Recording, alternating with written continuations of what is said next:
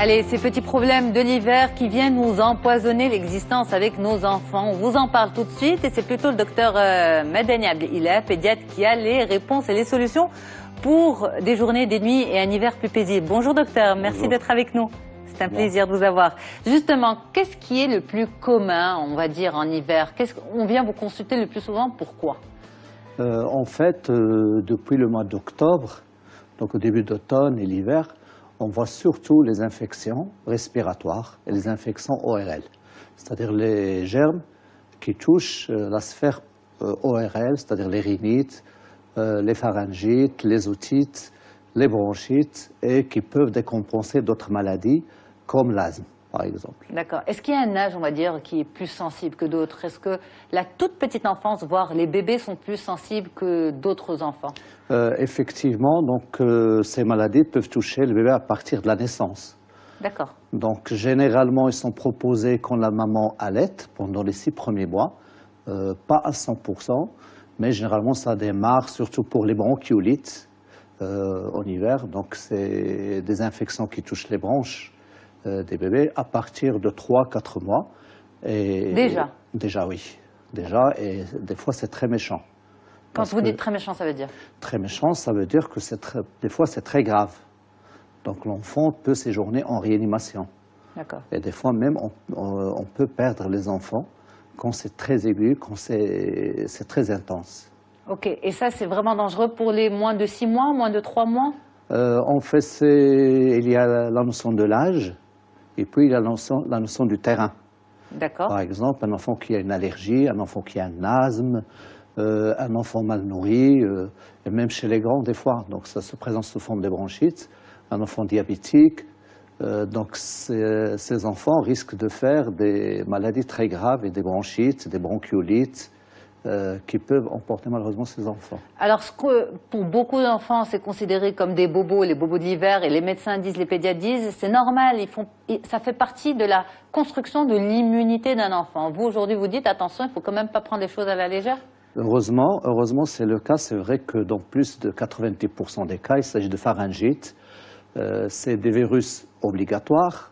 Oui. Donc, mais dans certains cas, c'est vrai qu'il y a de la surinfection bactérienne.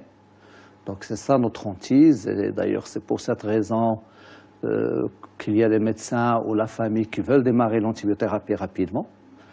Et des fois, c'est vrai qu'il y a des enfants qui n'ont pas beaucoup de musculature, qui sont dénutris. Et ça peut engendrer une détresse respiratoire. Mais on va revenir vraiment aux choses basiques. Ok, vous avez tiré la sonnette d'alarme, c'est bien.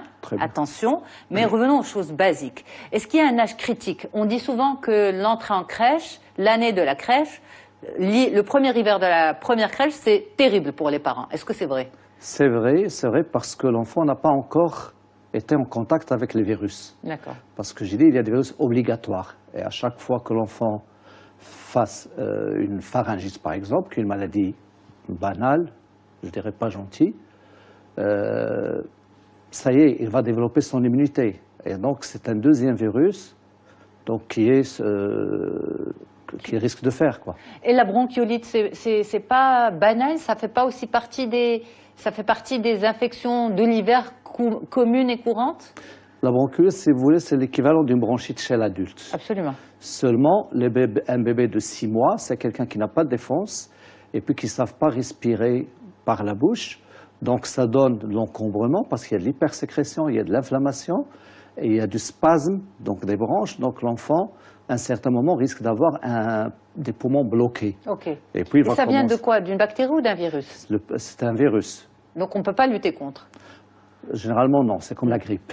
C'est comme la grippe? C'est comme la grippe et... Mais justement, quand les parents entendent ça, vous voient le dire, vous dites très bien, ça c'est un virus, on ne peut pas lutter, c'est comme la grippe, mais ça peut se développer en quelque chose de méchant. Moi, personnellement, en tant que maman, ça me fait peur ce que j'entends. Oui, ça fait peur, mais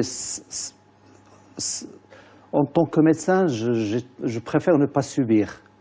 Quand je parle comme ça, ce n'est pas pour effrayer les parents, c'est pour leur expliquer que dans plus de 90% des cas, ça marche. Donc c'est un traitement symptomatique, on aide l'enfant à respirer, mais dans 10% des cas, ces enfants s'aggravent, donc il ne faut pas tarder à voir un médecin. D'accord. Alors, la gastro, est-ce que c'est aussi une infection de l'hiver ou c'est plus un truc de l'été? Ça dépend du virus. C'est vrai qu'il y a la gastro de l'hiver. D'accord. Mais maintenant, avec la généralisation du vaccin, qui est disponible même, c'est-à-dire partout maintenant, on a vu le nombre diminuer de façon spectaculaire depuis 5-6 ans. Mais Okay. on a la gastro de l'hiver, oui. Alors, est-ce qu'on a par exemple des moyens de prévenir tout ça, notamment tout ce qui est problème de la sphère ORL?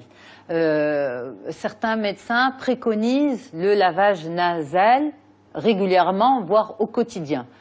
Pour ou contre, docteur Madani? Quand l'enfant est encombré, quand il a des sécrétions, quand il n'arrive pas à respirer, c'est normal qu'on doit dégager le nez, comme on dit.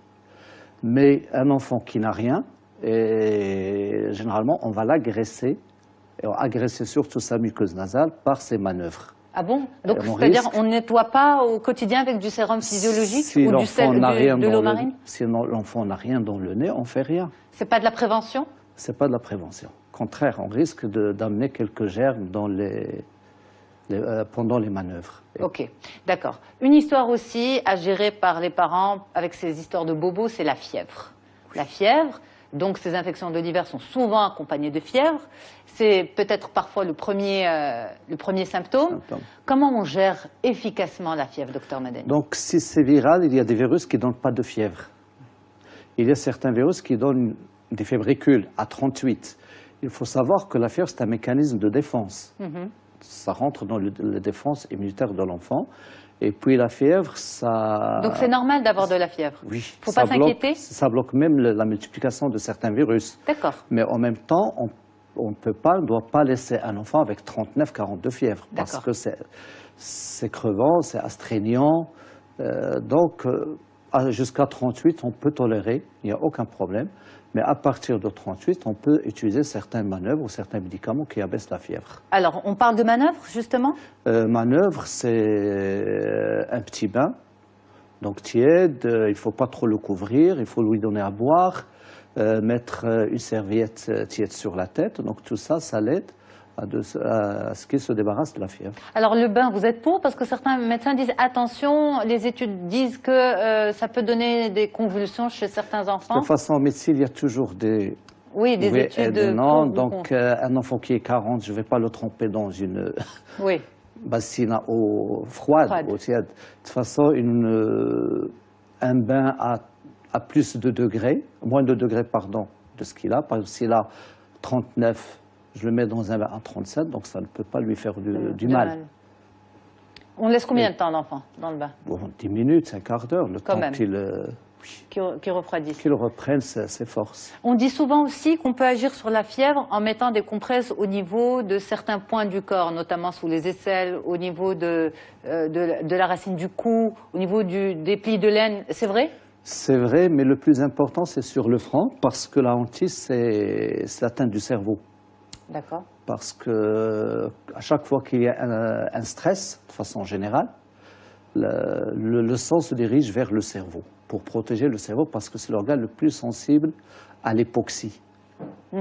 Donc, une serviette sur le front, donc ça permet de refroidir quand même le crâne. Ça, c'est pour les manœuvres, vous l'avez dit. Il y a aussi le traitement. Alors, paracétamol, ibuprofène, qu'est-ce que vous conseillez, docteur? Moi, je conseille toujours de commencer par du paracétamol. Ce n'est pas pour défendre le médicament, parce que l'ibuprofène, ça reste toujours un anti-inflammatoire au début. Et puis pour les salicylés... Mais pour beaucoup de parents, c'est beaucoup plus efficace que la paracétamol. C'est efficace, oui, mais il ne faut pas toujours chercher ce qui est efficace, parce que des fois, on a des effets adverses. Et pour les salicylés, par exemple, c'est un très bon médicament contre la fièvre, mais si l'enfant, l'après-midi, c'est une infection chirurgicale, doit être opéré, on ne peut pas le faire parce que pour la coagulation, ce n'est pas bien. Par exemple, et certains virus peuvent interagir avec certaines molécules et ça peut engendrer d'autres syndromes. Mais par exemple, quand les médecins disent vous pouvez alterner paracétamol et ibuprofène toutes les 3 heures ou toutes les 4 heures, vous allez justement nous dire toutes les combien, c'est important de préciser, parce que justement la fièvre ne baisse pas. Alors on donne de la paracétamol, 3 heures après, la fièvre ne baisse pas, on donne de l'ibuprofène. On peut donner de l'ibuprofène ou de l'ibuprofène. Mais quand on vous entend dire attention, certains virus peuvent réagir avec le ibuprofène, ça nous inquiète en tant que parents.